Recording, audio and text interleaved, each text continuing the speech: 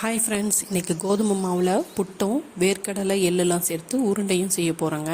எங்கள் அம்மா கோதுமையை நல்லா வறுத்து உப்பு தண்ணி தெளித்து வறுத்து அரைச்சி அந்த மாவில் தான் புட்டு ப்ரிப்பேர் பண்ணுவாங்க.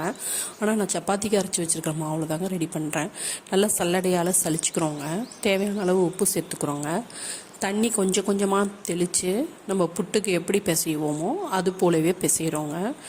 உருண்டை உருட்டணுன்னா நல்லா உருட்டி வரணும். உதிர்த்து விட்டோன்னா உதிரியாக வரணுங்க. இது அங்கே பதம்.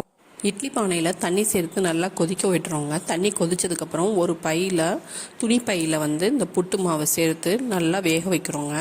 இப்போ வேர்க்கடலை தோல் நீக்கி நல்லா எடுத்து வச்சுருக்கோங்க. தோல் எதுக்காக நீக்கிறோன்னா அது நம்ம சாப்பிடும் போது என்ஜாய் பண்ண முடியாது, டிஸ்டர்பன்ஸாக இருக்கும். அதுக்காக தான் மிக்ஸி ஜாரில் 1 நிமிஷத்துக்கும் குறைவாக அரைச்சி வச்சுக்கிறோங்க. இப்போ வெந்த மாவை எடுத்து சர்க்கரை, தேங்காய் துருவி வச்சுருக்கேன், நெய் இதெல்லாம் சேர்த்து பிசைஞ்சு நல்லா மணமாக இருக்குங்க. இந்த புட்டு சாப்பிடவும் செம்ம டேஸ்ட் அட்டகாசமாக இருந்ததுங்க. நீங்களும் கண்டிப்பாக ட்ரை பண்ணி பாருங்கள், அப்போ தான் இந்த டேஸ்ட் தெரியும். இது புட்டு ரெடி பண்ணி வச்சுட்டோங்க. திரும்ப மீதி இருக்கிற மாவில் உருண்டை ரெடி பண்ண போகிறோங்க.